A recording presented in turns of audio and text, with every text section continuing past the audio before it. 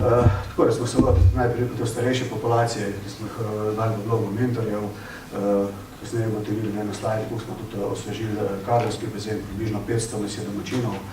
naslednjih 120-130 iz področja Desaja, tudi predvsem za to 4-izmensko delo, ker treba priti v soboto ob 10 ali v nedeljo ob 6 v službo. In pa tudi danes smo tok te migracije spreobrili, tako da se tudi hranimo stekladno nekje od 60-70 zaposlenih dnevno vozi predvsej iz Ljubljane, iz Dolenjske, iz Celjske regije, tako se pravi, da smo tudi ta trend malce obrnili. Če se še nekaj pogledamo, ni bilo uvajanja, se pravi, bolj kar neprepuščeno človeku, kamor je, kjer je dolgo mnogo sodelavcev, je bil pripravljen deliti svoja znanja. Mi smo naredili zdaj za vsa delovna mesta, imamo program uvajanja,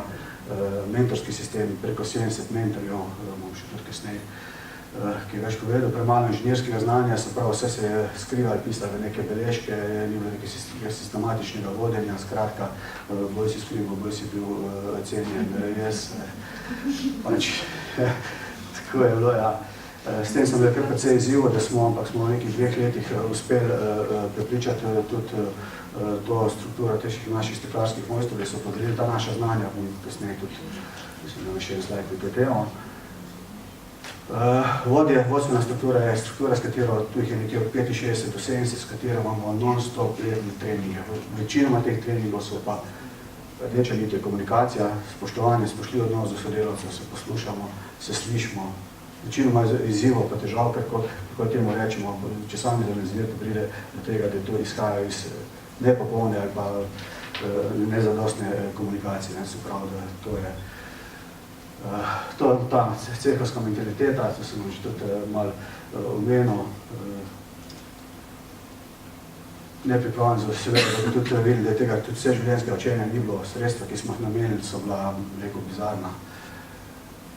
Spodbujanje odnosa do stalnega učenja, tu smo zdaj precej zadev naredili, da se pravi, da smo spodbudili ljudi k tem učenjem in pa tudi pri udeležbi na teh delavnicah je to, da smo sistem učenja in pa dviga kompetenc povezali tudi z sistemom napredovanja. To je tudi tisto, kar so se ljudje tudi konkretno videli, lahko dvig kompetenc ti pomaga pri ohranitvi delovnega mesta oziroma tudi to, da napreduješ pri plači ali na svojem delovnem mestu ali pa tudi izven svojega delovnega mesta. Mislim, počas vodje, to je bil ta srednji menedžment, to je bil en posebni izziv, to je struktura, ki seveda, če računate, da delajo 4-izmensko delo, oni so dejansko več skoraj kot z družinom doma. Veliko imamo tudi partnerjev, ker oba delata, na različnih izmenah, da otroke nekako tudi poservisirajo, pa uredijo vse, kar morajo.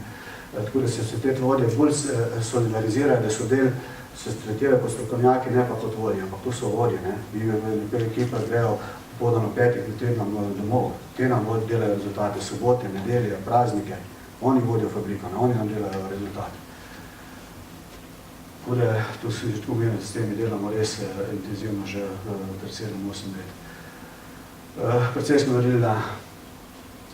ocenjevanju, spremenili smo, uvedli metrike, usposobljeno sletne ocenitve, imamo tudi še nekaj slajde kasneje.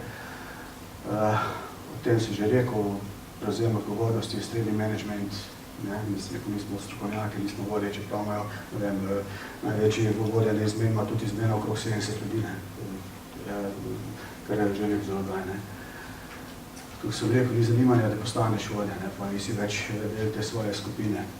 Tako da smo začeli promovirati s tem, da jim dajemo vrednoto, da smo jim pomagali pri tem, da so svoje znanje podelili v učbenike, smo jih navedli kot mentorje, avtorje tega. Tako da v tem času, ker je bil to nekako preko ena naloga za kadrovsko službo za nas, da je pa država razpisala tudi, je bil razpis za kompetenčne centre, mi smo se prijavili in ga tudi dobili, ta prvi razpis za kompetenčne centre, bili smo nasilno podjetje, da pa v tistem času, ko smo imeli še več milijonsko zgubo, pripomoglo k temu, da smo tisto, kar smo imeli namen narediti, smo lahko hitreje naredili. Tako da smo imeli 2 leti, je bilo res noro obdobje, 196 delavnic, 17 različnih področij, 456 vključenih, pogoj je bil, da moramo imeti 7 ur usposabljanja zaposlenega, mi smo bili v teh 2 letih 52 ur usposabljanja zaposlenega, pa nam to številke, ki vam res povedo svoje. Seveda, ta model kompetence nam je, kompetenčni center je nam omogočil, da smo se lotili izdelave modela kompetenc, nismo se toliko ukvarjali s tem, kaj so kompetence, takrat so nam razlagali, jih je, ne vem, 650 ali ne vem, koliko mi smo se odločili, da se targetiramo 3 te kompetenčne sklope, torej strokovne, menedžerske posebnostne za vsa delovna mesta, smo opredelili, kaj so,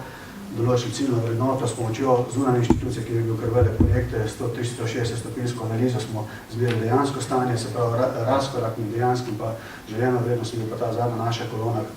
se pravi akcijski plan za kadrovsko službo. Najprej smo se lotili zadev na tistem področju, ker smo tudi najprej pričakovali finančne učinke teh kompetenc, ker je bilo tudi obdobje, še kjer firma delala z izgubo.